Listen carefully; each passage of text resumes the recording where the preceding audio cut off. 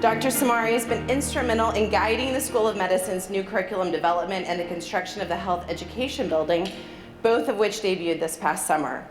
Dr. Simari is a member of the American Society of Clinical Investigation, and he's the past president of the Association of University Cardiologists. Prior to joining KU, Simari served as a vice chair for the Division of Cardiovascular Diseases and co-principal investigator of the Center of Translational Science Activities at the Mayo Clinic in Rochester, Minnesota, where he also served as a physician scientist, cardiologist, and professor of medicine at the Mayo Clinic College of Medicine. He earned his bachelor's degree from the University of Notre Dame and his medical degree from the University of Kansas. But perhaps most importantly, he earned his high school diploma at Shawnee Mission West. Following medical school, he completed his residency at Beth Israel Hospital in Boston, then served fellowships in cardiovascular disease and interventional cardiology at the Mayo Clinic. Following his clinical training, he was a postdoctoral research fellow at the University of Michigan. Please help me welcome distinguished Shawnee Mission alumnus, Dr. Robert Simari.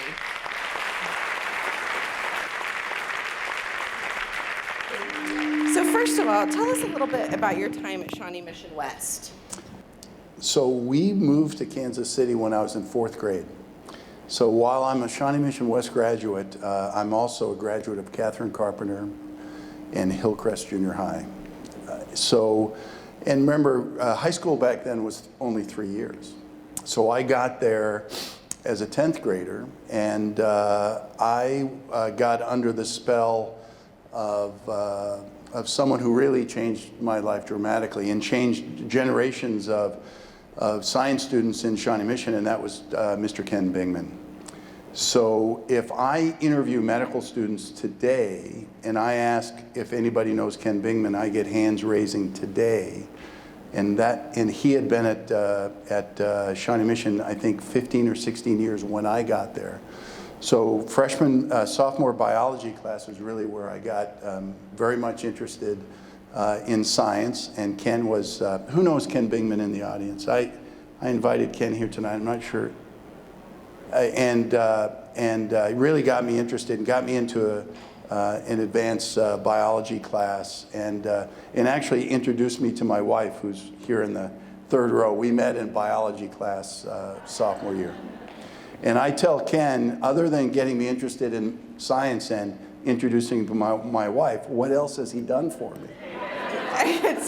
You know, so it was really sophomore year biology class that really got me. You know, I had sort of been one of those kids that was dissecting frogs and doing stuff like that earlier on your own? Yeah. Yes. We have generally discouraged that. But there were no animals missing in the neighborhood, though, so that was good. But no, so you know, the Shawnee Mission schools at the time and still were very safe, very stimulating. Teachers were incredibly engaged throughout my time. I always felt challenged. I always felt supported. And you know, I played basketball in high school, and between basketball and school kept me pretty busy. So it was a great time, and we had our 40th reunion recently, and it's always amazing to see the diverse accomplishments of people in the class. Large class, 647. Wow. Yeah. How big's the class now? 400? 400? Yeah, we were almost 650. It's probably the last time I ever parked here was graduation in 1978. So we're glad you found your way back. Yeah, I did find my way back. That's great. So what was your next step after Shawnee Mission? So I followed my brother's footsteps to Notre Dame, and I saw that my scientific and math background here in Shawnee Mission held out incredibly well at Notre Dame. I also found that my writing skills and my were probably not where they should be. And it was really the first time I really faced academic challenges when freshman year writing seminar, the professor looked and says, "You just don't write very well." And that was, that was hard, but that was great to be challenged. And so I went to Notre Dame, got a degree in biology, really not sure whether I wanted to get a PhD or an MD, and I realized that an MD career was going to keep the doors open longer before you actually have to make a decision about exactly what you do. It also keeps the educational needs. I was thinking from the time I came to Shawnee Mission West to the time I finished training was 20 years. Wow. Right, so 3 years of high school, 4 years of college, 4 years of medical school, 3 years of residency, 4 years of cardiology, 2 years of research trainings, 20 years. So I got my first job, I think, at 36. And what would your advice be to parents out there who might want their kids to go and are absolutely having a panic attack right now, not thinking about them being off the payroll till they're 36? Well, I married well, so that helped. But it's interesting now looking as the dean of the medical school and as vice chancellor, sort of what we expect out of K through 12 as students come through. There's a truth that's not well understood, and that is that your capacity to go to medical school is decided probably between the summer of your seventh grade. The summer of your seventh grade. So when you get put in the advanced math class is either an incredible predictor or correlate or cause of the capacity to get through enough advanced math in high school that will get you through enough advanced math in college to go to medical school. And that's a little daunting, right? That's almost predisposition, right? But it's true. And it's not that you need calculus to be a doctor, it's that it's probably the skill set that goes along with taking advanced math is a correlate of being able to do the academic work to go to medical school. So then I always ask myself, so what is it that determines whether a kid can take advanced math or not? I mean, is it home, most likely?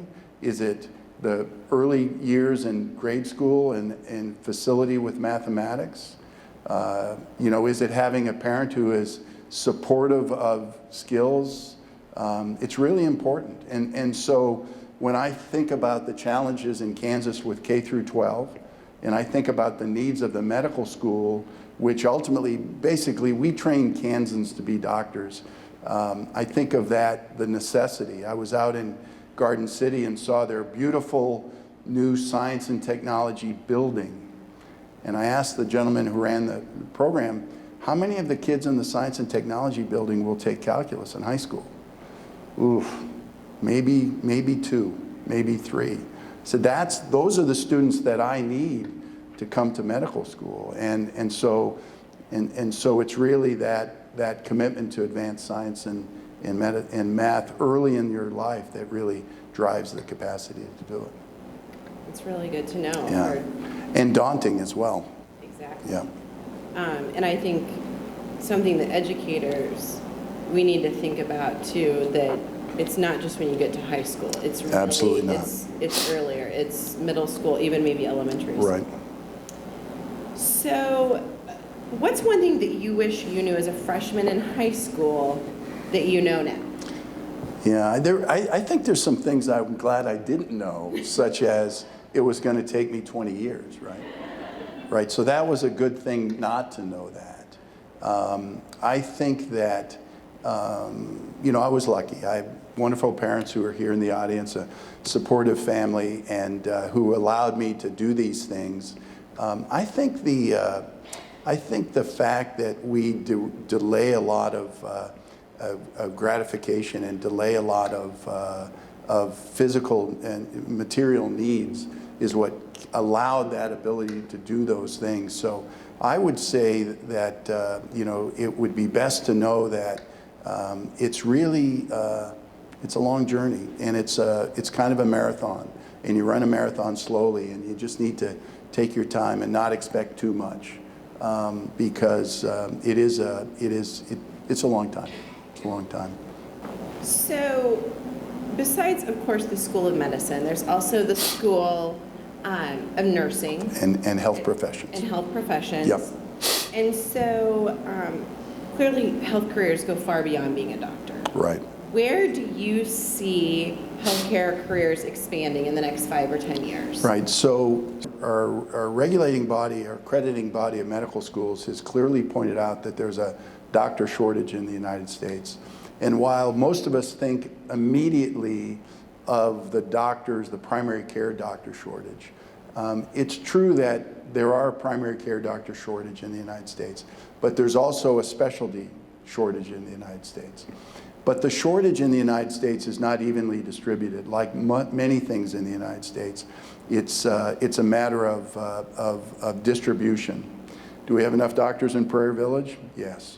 Do we have enough doctors in Syracuse, Kansas? No. So there is going to be a need for the next generation of doctors. But that's also true of nurses. You talk to a CEO of a hospital, and they'll say, I can find doctors, but I can't find nurses. And that's why there's a big industry of the traveling nurses, because nurses are so valuable to the hospital. And so there's a need for doctors, and there's a need for nurses. And there's a need for almost every other health professional, occupational therapists, physical therapists, respiratory therapists. Now, there's some pockets that have more need or less need, but I don't see any diminution in the need for healthcare professionals going forward. It's a growth business. You know, it just passed retail as the largest business in the country. So medicine is the largest business in the United States, and for a lot of reasons, maybe we can talk about it. It's not getting any less. Not with an aging population and the way the healthcare system is determined right now, it's not getting any smaller. So there's going to be a great need. I would say that there's lots of opportunities. So right now, if a student was graduating from high school, going to college, wanting to start a health career in less than 20 years, Some do. What would you say would be the most bang for the buck? Yeah, so I think the only bang for the buck is that thing which is you're passionate about. So when I hear students talk about wanting to go to medical school or nursing school and trying to fit into a mold that they think is the right mold, I don't think that's the right mold. I think the mold is, what are you passionate about? And it's that passion that will drive the inner drivings of having to do it, wanting to learn more, being outstanding, being excellent in going forward. I had a real pleasure to meet Erin. I mean, who could predict Erin Smith, right? That was lightning in a bottle. She is unbelievable. She's one of the most gifted students I've seen, period. So for those of you who don't know her, she was a Shawnee Mission West graduate, just another Shawnee Mission West graduate, who was homeschooled, who went to Shawnee Mission West, and she would say, and I met her mom, they would say, she was very curious. And she developed a capacity completely on her own to develop an app that would track facial motions to predict the development of Parkinsonism. And she did it as a sophomore and junior in high school. She won the International Science Fair. She won the Intelligent Prize. She got lawyers at UMKC to work on the patents. She got folks at MIT to help her with and she did it. It's just the most incredible story. And she's, a sophomore at Stanford now, I think. Tried to get her into medical school straight from high school, but she wouldn't bite. But she followed her passion, and I would say, not everybody is Erin Smith, but you just have to follow your passion, and it might take you to medical school, it might take you to nursing school.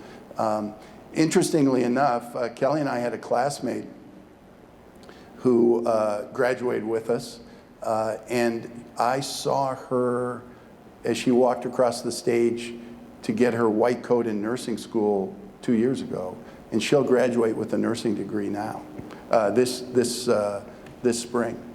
at 58 years old. So it's never too late. It's never too late. So I would say follow your passion. The story that we get is, I think I need to do shadowing, or I think I need to do some volunteer work. So I'm going to go do that on Tuesday, and I'm going to check that off my list. We're much more interested in the kid who says, I had a passion for X, and here's how it played out. I did something that was unique, or I did something longitudinally, or I did something that, if a kid tells me that they worked at Panera because they wanted that personal interaction with people and service, I'm starting to buy into that more than I thought I had to shadow, right? I mean, it's sort of the story that you tell and how you do it. So I think getting a wide range of activities is great, but being able to tell the story. So we say around here that today's kindergarten class will graduate and they will have a career that has not yet been invented. So what are your predictions for health careers that have not yet been invented? Yeah, my boss, the chancellor, would say that they will have 7 careers that have not been invented, and they'll be different things. They'll be all different. So when you think about the revolution in medicine and what's happening, there's a great book by a cardiology colleague, Eric Topol, who the book is called The Patient Will See You Now. And it's all about the changing nature of medicine, where the patient will be the center, the doctor will not be the center. And Eric talks about, so Eric's in San Diego, and he wears about 6 or 7 different monitors. He's monitoring his heart rate, he's monitoring his blood sugar, he's monitoring all these things. He's monitoring his gut microbiome. I don't even want to know how he does that. But there's going to be a huge amount of data generated, right? You're going to be a walking data set. And what's that? What are you going to do with that? And how are you going to interact with that? Don't you think someday there'll be people that will be monitoring communities of data, large data sets, looking for triggers of disease, maybe before people even know there's any symptoms or any disease monitored? So could there be a data monitor of a population of everybody who's tracking, who has all these sensors? Frailty, the elderly person who just doesn't get up on a series of days. Well, that person is likely to be an injury, a fall risk or something like that. So I would imagine that on one hand, there might be these data analysts that are going to be working with big data sets, and they're going to be predicting and preventing illness, and that just doesn't exist today. We don't have anything like it. And on the therapeutic side, I like to say that I grew up in the READ, R-E-A-D generation. So that we learned how to read the human genome. The next generation is going to be the WRITE, W-R-I-T-E generation. They're going to be writing the human genome, so they're going to be doing gene editing and gene replacement. Those things don't exist now, but they will exist. And so there will be a whole group of biomedical engineers who are writing the genome for patients to prevent and cure disease. The kindergartners I think our graduates will be doing that. And so for kindergartners, they'll clearly be doing that, as well as printing organs and doing things that we can just start to imagine right now. I think, yeah, that'll clearly happen. When you think about it, they'll be practicing, 60 years from now, right? Yes, yeah, absolutely. 60 years from now. We did have a group of, I believe, 6th graders who hypothesized, I think, printing a human liver and won some awards recently. So it's not too far off. We'll get you their names later. You can do some recruitment. So my parents will snicker, but I can remember reading Andromeda Strain during sort of nap time. Not nap time, it wasn't nap time. It was during quiet reading time, at Catherine Carpenter. And a lot of that stuff, come true, right? Well, and with the data sets, maybe a little bit of 1984 as well. Right, yes, as well. But that will happen. I'm going to switch and go a little bit more to the doctor side. Sure. From the med school side. What is the number one thing that you would tell parents that they should do to benefit their kids' long-term health? Well, so I would start by saying that when I went to medical school, it was assumed that if you were a quality doctor in a community, you were both necessary and sufficient to make people better. So a doctor could improve the health of a community by being a good doctor. And in 2019, we know that of the things that determine health of a population, healthcare is about 20% of that. It's about 20% of providing care. The other 80%, well, the remaining 80%, 20% is genetics, and right now we don't do a lot with it. Someday we will be correcting genetic errors. And the other 60% are what we call the social determinants of health. They are the behaviors that we have, they're our level of education, there are our resources that are available to us. It's the communities that we live in. You know, you hear the saying that our health is more determined by our zip code than by our genetic code. And I always like to tell students at the Med Center that if they come from the South and they cross 47th Ave, that the lifespan to the South is 8 years longer than the lifespan to the North of 47th Ave. Think about that. So when you ask, how can you help your kids? Well, of course, healthy behaviors, living in a smoke-free environment, living in an environment where kids have access to healthy food and activity is really important. It's a very important thing for a healthy family. But it's also important that they're getting the best education, because their education will be associated with their income, and their income will determine their health. And so I think it's really both. It's the healthy activities, smoke-free environment, and then it's getting a great education. Because in this country, our wealth determines our health. I'm not proud of that. I don't think anybody should be proud of that, but it is a fact. It is a fact. Our district has changed a lot enormously, since you and I enormously, yeah. were in school. And we have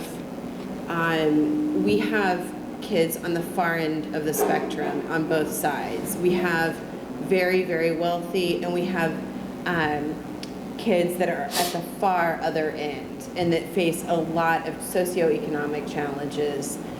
What can our schools do to help those kids who may not have the parents who are providing the healthy lifestyles? Yeah. Well, I think that the school's the center part of the future of those kids. So just by the education, free lunch, before and after school activities, those are all central. But there's an additional part, and that is that we have responsibility as leaders in the community and as citizens to understand that we are not the healthiest state in the country. As a matter of fact, in 1990, Kansas was ranked about 8 or 9 for health in the country. Now we're 27 and we're headed south. And as a leader in the community, medical community, and as the mission of the medical center is to improve the lives of Kansans, we all have a responsibility in the healthcare space, but also in the political space. We're sitting on the verge of potential opportunities for expanding Medicaid in the state of Kansas. That's an important thing for the health of the state of Kansas. We'll see what happens after the veto session here, what happens when the legislators come back from the veto session. We have a governor who's committed to it for the first time in a number of years. That's going to be an important thing. Support of K through 12. I mean, the two things at the legislature this year were K through 12, and I think they've got a number that they're comfortable with, and Medicaid expansion. Both of those things are critically important to the future health of Kansans. And I tell legislators that it's easy to talk about the medical school or CanCade, but when they're talking about poverty, they're talking about health. When they're talking about education, they're talking about health. When they're talking about transportation, they're talking about health. When they're talking about exposures of environment, they're talking about health. Everything the legislature does talks about will have an impact on health. So I think the Shawnee Mission School District is much more diverse, and that's a good thing. I think many folks in the state don't think about the poverty in Johnson County, and they don't think about the challenges in Johnson County. And so sometimes it's used as a synonym for those who don't have needs in the state, and that's just not true. That's just not true. So I think the education is really important, but I think political action is going to be really important as well. One of the things that we're really proud of in the district is we have opened up one of the first, our first for us, clinics in partnership with Health Partnership Clinic in one of our elementary schools. And any student in the district can take advantage of that. And there's both medical treatment, but also behavioral and mental health, which we see increasing need all the time. Can you talk a little bit about what some of the, we focus so much sometimes on the physical. Right. So having access to school nurses is just one of the best ideas we've ever had as a society. Oh, there's nurses in the audience. No, I mean, it's true. When I think about the disparities across the state, I'm struck by a couple of things. Number one is the citizens of the state of Kansas have had to decide how far you should go to school, right? So do schools consolidate? Do they stay separate? Is it too far to drive? You know, so the distance one goes to school is sort of a community decision. Well, that's almost the same decision as how far you should go for care, right? It's probably approximately the same. And not only for physical care, but for mental health care, but also for dental care. So I've started to say to myself, well, why don't we just make the schools the center place for community health? We have professionals there, they're trusted, and everybody, and it's distance-wise just about right. So I think that there's a possibility that we will see school nurses who are not only the go-to person for the kids, but they could be the go-to person for the community, their parents, their grandparents, the folks in town. And why? Well, like I said, I think distance-wise it's right. I think they're trusted. And I think there's a model for having care, albeit at different levels, increasing, which sounds like it's a great idea. So I'm a huge proponent of this kind of approach. I just hope that we have enough political will and resources to do that across the state. So what is the most important thing that you do every day at work? That's a good question. That's a really good question. Deb Brogdon's in the office who works with us. Deb, any suggestions? That's a tough question. I think that it would be motivating others to have the highest level of success and achievement in their sphere of influence at work. I think that's what we do as leaders, is enable, motivate, support. You know, I like to joke that I do meetings really well, mostly, not always. And so a lot of that interface is trying to get people the resources that they need, the motivation that they need, and support what they need, and appreciation for what they need. So it's really serving others through that process. And you're a great leader. Well, you're very kind. And also a medical doctor, but for people who maybe aren't going into a healthcare career, what advice would you give to our students for developing their leadership skills for other careers? Yeah, so On Monday night, I met with a group of anesthesiologists, and we talked for an hour about that same topic. And I think that you have to become a content expert before you have the ability to lead. So, you know, my dad's in the audience. My dad was a great salesman before he led salespeople. And they trusted him because he was successful at what he did. And I became doctor, investigator, and had achieved a modicum of expertise and excellence doing so. So I think the first thing to do to lead is to really become a valued content expert. Nobody really wants to follow somebody who doesn't know what they're talking about in the area. So, you know, I think you got to study hard. I mean, at the end of the day, you got to study hard. And what I tell people is, I think preparation for life is working half of every day. And I don't mean 4 hours out of an 8-hour work week. I'm saying that most of us will spend half of every day working. Now the weekends and, you know, but 10 or 11 hours is a pretty good day. And I think that's what it takes over time to be successful. So, you know, I think it ends up be a content expert before you try to lead. No one wants to be led by someone who doesn't know the ropes, right? I have one more question before we open it up for Let the nurses audience go, participation. For what in your life are you most grateful?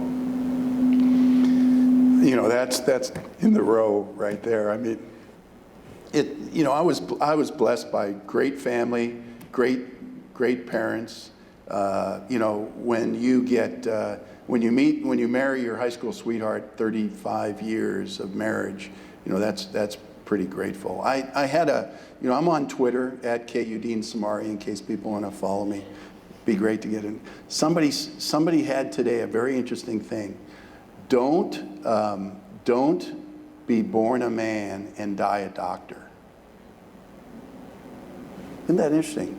It was don't be defined as being a doctor at that point, you know, throughout your entire life, so that you lose all the other things. I thought that was really, really interesting. So, you know, I think for, you know, number 1 through 10, I'm just thankful for my family.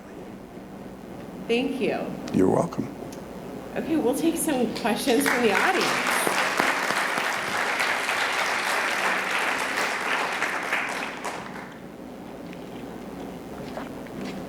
You talked about the lack of dispersion of doctors, you know, Prairie Village being very heavy, Syracuse, Kansas not being. And so I've heard about programs, I think they were on the East Coast, where they were going to forgive a year of tuition for service in those underserved areas. You know, clearly we have a need in Kansas in our rural population. Is that something that KU would? Yeah, so I will correct you, just to update you. So NYU is going to free tuition for medical school. NYU will only get what it wants. The reason they're doing that is to attract the most highly qualified students in the country, many of whom have no financial need at all, and most of whom will not do anything other than the subspecialty that they were headed for. We in Kansas have much better programs, and I'm glad you asked. So in Kansas, since my predecessor, Franklin Murphy, in the 50s, have had a Kansas medical student loan program. So we do year for year, and you have to practice in a county that's underserved. And for Kansas, that's 95 out of 106 counties.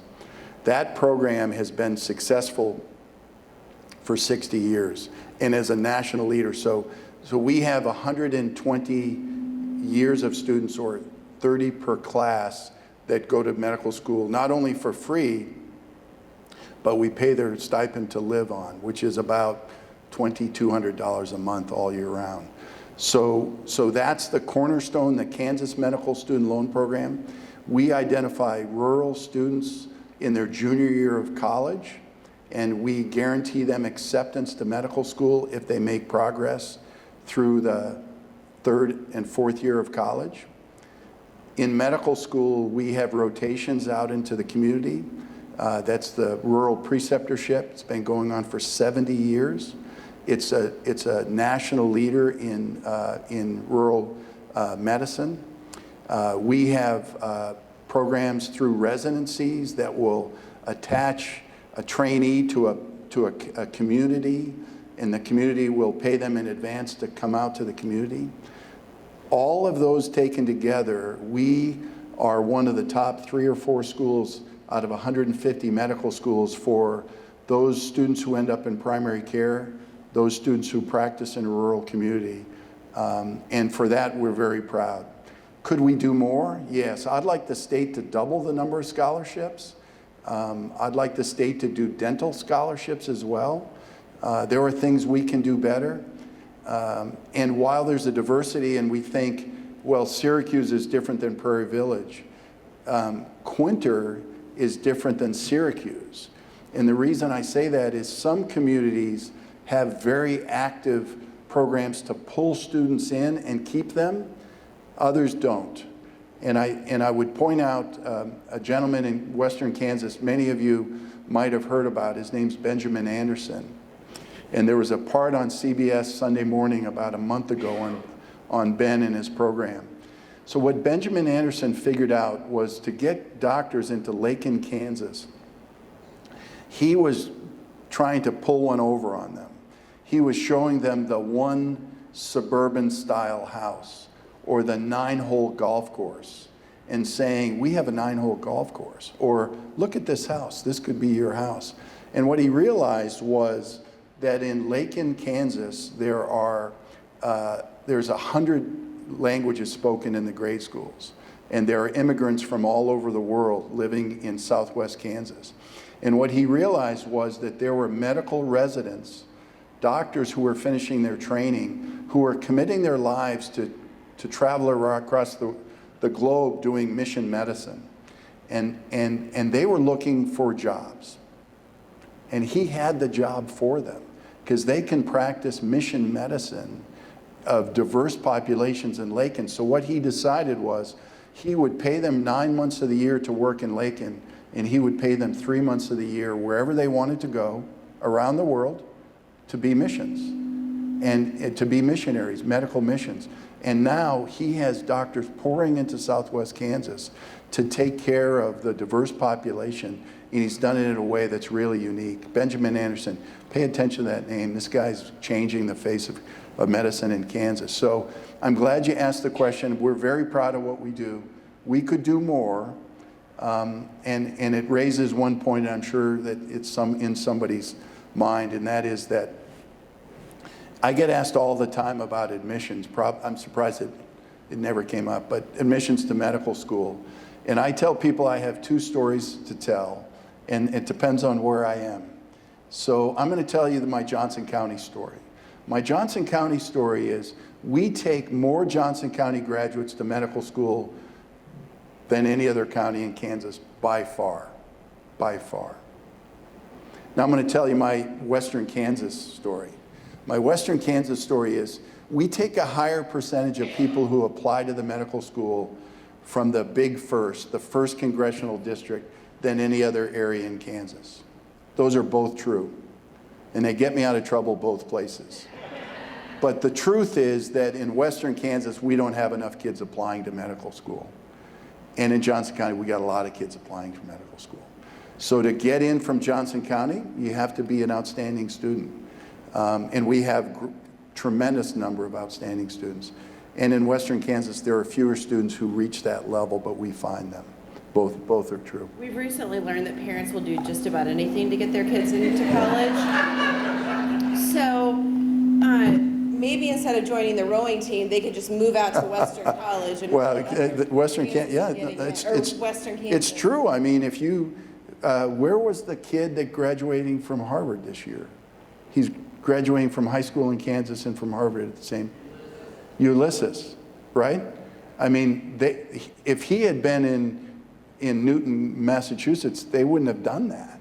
I mean, he was a unique individual, right, for a underserved area. So, yeah, right, you're right. So you should move out to Western Kansas if you want. Anyway. Other questions? Dr. Simari, Yeah. first of all, thank you so much for you're coming welcome. tonight and speaking to us. You're welcome. I have a question about telemedicine Okay. and what you see that being part of our future in medicine. I just know that it's becoming more of age and keep reading about it. And I guess I'm from the old school, so I'm thinking, I want to see a doctor face to face. I think he can just maybe by magic see what's going on. I don't know. Right. So, again, great question. Kansas actually has a long history of telemedicine, 40 and 50 years, mostly because of the nature of the sparse population in our state. There are some things that telemedicine is great for. Pattern recognition. If you have a rash, do you really need to see a doctor face to face? I mean, I think a lot of rashes can be diagnosed. A lot of neurologic disorders can be diagnosed over telemedicine. Obviously, there are some things that the technology isn't quite ready for in terms of providing care. So we have a large center for telemedicine, from pediatrics to subspecialties. There's challenges sometimes in reimbursement, but that's gotten better. And there's lots of good things that can do. It can't do the touch, right? It cannot do the healing touch. And there's people may be aware of that sort of awful story in the news about a patient being told they have a terminal diagnosis by a face on a computer screen that was wheeled into the room. I mean, there are some things that are just wrong, right? That's one of them that's wrong. But I think the future telemedicine is great.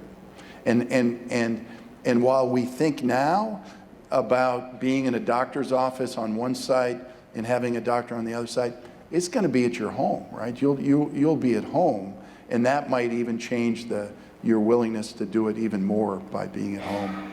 So, great question. Well, you encouraged people to become more involved in political conversations at the state level. We're heading into a national campaign. I wonder if you'd comment on some of the practical issues that you see involved in a Medicare for All program. Right. So I should probably say that the following comments are mine and not that of my employer. There are some features of the way we provide health care in this country that are still crazy. But it's crazy on the provider sense and it's crazy on the patient sense. So for instance, I would say that it is absolutely necessary that we insure all Americans with health insurance. And the reason for that is the costs don't go away when someone's insured. It's just someone else paying for it. And it can't be managed. So when there are people who are underinsured or do not have any insurance, when they come into expensive places like the emergency room or acute care, it costs somebody. It just didn't cost the insurer. So unless we insure everybody, we'll never get our arms around the other two main issues. One is fraud and abuse, and there is fraud and abuse in the system. There's the arrests today, this opioid stuff. I mean, there are bad people in the system that need to be stopped, and fraud and abuse we cannot control until we get everybody insured. The other thing is, and this is part that's actually 25 years at the Mayo Clinic has enabled this sort of thinking, but more is not better care. More is not better. In some ways, more is worse. And if we could figure out the appropriate level of care with enough preventive care, appropriate amount of care, and then got rid of fraud and abuse, we just may be able to afford everything that we need. But there are many of our folks that have confused want versus need, what they want versus what they need. So Medicare for all, you know, there's aspects as it meets the everybody's insured, and I've heard people speak about it. I don't hear them articulating where the savings are going to be, and that's what I would be interested. I think a single payer system could work. It would likely end up with some tiers like in other countries with more socialized medicine, you know, and I'm not saying that that's ideal, but what we have is not a system that we can afford in the long run. So I think it's going to be a really interesting campaign this year in 2020 on some of these issues. So I look forward to the discussion. But I think that you got to insure everybody. You've got to figure out about fraud and abuse, and then you've got to get people thinking more about wellness, what makes them well, not what can I get out of the system. Thank you. Yeah, that's a really good question. So should health insurance be for profit, and should hospitals be for profit? You know, it's really interesting. I think if you consider health a right, then you know, people making profits out of something that's a human right doesn't seem to fit. It's really interesting, the diversity of health providers in the country. You know, Kansas City is a big HCA market. Wichita Wesley Hospital, which we work with closely in training of medical students, is one of the most profitable hospitals in the country. And yet, you know, with that being said, we're a state that has a high degree of uninsured, better than before, but still a high degree of uninsured. Health rankings dropping, and so some things, you know, there's this great imbalance. I'm very encouraged that Kaiser Permanente in California just started a medical school, and I think that's really exciting. It fits into thinking about new ways of providing care and changing health policy, but you know, there's a lot of money in health insurance systems. There's also a lot of money in the nonprofit hospitals that we work for as well, but the margins are exceedingly thin. So, yeah, I think you've got a good point. You've got a really good point. So in our nurses' offices in Shawnee Mission, most of us see kids of lower socioeconomic status for medical visits. Now, for mental health, it's all across the board. But for medical visits, most of our nurses are assisting families of lower socioeconomic status. What does KU do as far as culturally appropriate care, knowing the zip code of the patients they're serving, so more like a population health rotation for your medical students? Yeah, so it's a great question, and I know what we do is not enough. We are evolving more cultural competence in our medical education, and we are exposing students to a much wider range. But we're still stuck with this idea that we're going to treat everybody the same or equally, like that's the goal, when it's not the goal. The goal is to provide the care they need under the situations that they need. So where's Dan? Where did he go? So Dan's in the back there. So the medical center is working with Cerner to try to work together in the state of Kansas to try to get our Medicaid databases rich enough so that practitioners would have information about the zip code and the socioeconomic challenges and the challenges to care in a community so that somebody would have their medical data, their community data, their social economic data, their social determinant data, to know that if I give you this medicine, you've got to find a place to get it, so you have to get there, and you've got to be able to afford it, and then you've got to be able to figure out how to get it renewed, and you know, if you need a, you know, all those things that go with cultural competence care, and right now we're just on the forefront. We're working on that. I think it's something that's in our minds every day, and it's hard to get from we want to be equal to everybody to we want to be culturally competent for that person, and it's an aspiration. I wish I had some things that I could say that we're doing perfectly. We're not. We try to do better. Next question there. We just finished talking about the idea of having a monitor and the value of human touch just this afternoon. We approached end-of-life issues recently, and we studied ethics. We looked at the failure of our healthcare system, and we've compared our models to global models, and we've done it. Our kids have really brought it. And you've touched on a lot of things that I want to know more about. One being, you know, your comment about advanced mathematics and sciences, which obviously feed right into medicine, and yet we're now in an educational system that allows a person who wants to major in architecture or engineering, if they decide to go to med school, they can go through the MCAT and get in there. Yep. But without those advanced mathematics, I wonder how successful they would be. I also have a question about AI, because all of the data that's coming in is pouring in, and I absolutely agree. What do we do with that? But I've been doing a lot of reading. That's one of the advantages of being a teacher who can't sleep. You get to read a lot in the middle of the night. And I'm learning that AI can often predict better than humans and quicker and more efficiently. And I wonder if that's where medicine will be going. Right. The data. So the data analyst that I mentioned, you know, who's monitoring all those things, that'll all be artificial intelligence. And, you know, for those of you who may not think much about artificial intelligence, it is statistics at its base.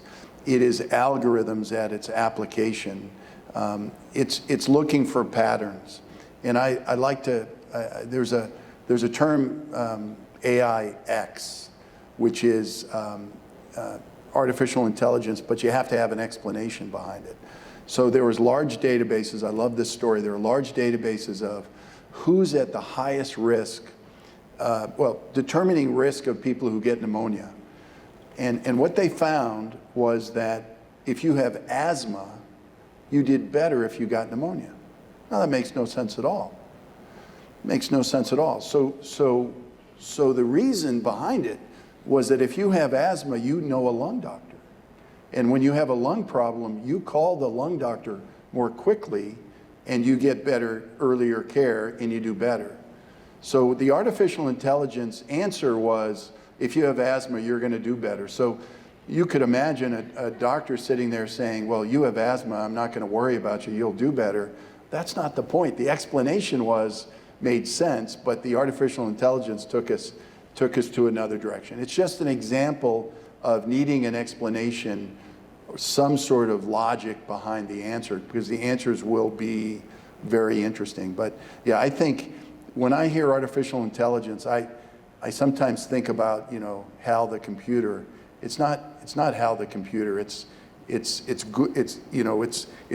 when you type in a Google search, they come up with an answer that makes sense. Well, it was an algorithm that did that. It wasn't that there was a thinking person, or a thinking computer. So AI is going to be really important. And finally, end-of-life issues. He said that we don't do a good job dealing with end-of-life issues, and we try to do very aggressive things and not allow for people to have the autonomy to choose. I wish I could remember his name. He's written 2 books, one on... Are you talking about Atul Gawande? Atul Gawande, thank you. Yeah. Atul Gawande. Yeah, the books are incredible. And the ideas really resonate in my classroom.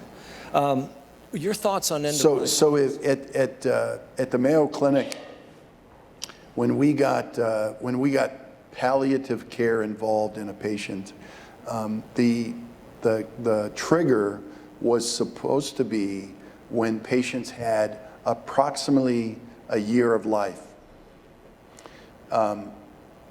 When we went back and looked at how soon patients died from the time palliative care was initiated to the time they died was 8 days. So that means that a lot of doctors have a misperception, not just a miscalculating, but a misperception of the needs of palliative care in the care of patients, which is just, you know, it's just awful, because basically we're taking away almost a full year of things that might help them. So I think we can do much better with that in general, and in specific cases. There's going to be a time, and I'm not sure I will see this time, but the way we're headed financially with the amount of money spent in the end of, right, because if you could predict a great amount of care is given in that last year, very expensive care. But would a patient make a financial choice to spend their own money for that versus having a third party spend the money for that? And will we ever come to the case where you could get this, you know, heart transplantation, but we're going to need your home and your pension to do that? I mean, I don't know if we'll get to that time, but we'll push that limit at some point. So it'll be and then only the ethical issues will get more difficult. But I think getting palliative care in and getting ethics in earlier is a really important step. Really important step. So can I say one thing? So I just want to publicly state that, you know, the Shawnee Mission School District was essential to our family and to our lives. I don't know what my dad would say, but when we moved here, I think part of the decision was based upon the quality of the school district. And I'm exceedingly proud that I'm a product of public education. And when I see Governor Brownback, I would try to remind him of that I'm exceedingly proud of what we did. We need to continue to support K through 12 education. And while we have moved back and live in the area, I'm delighted. I was honored to be part of this tonight, and I look forward to other events and helping the school district however we can as a family. You're very welcome. Thanks.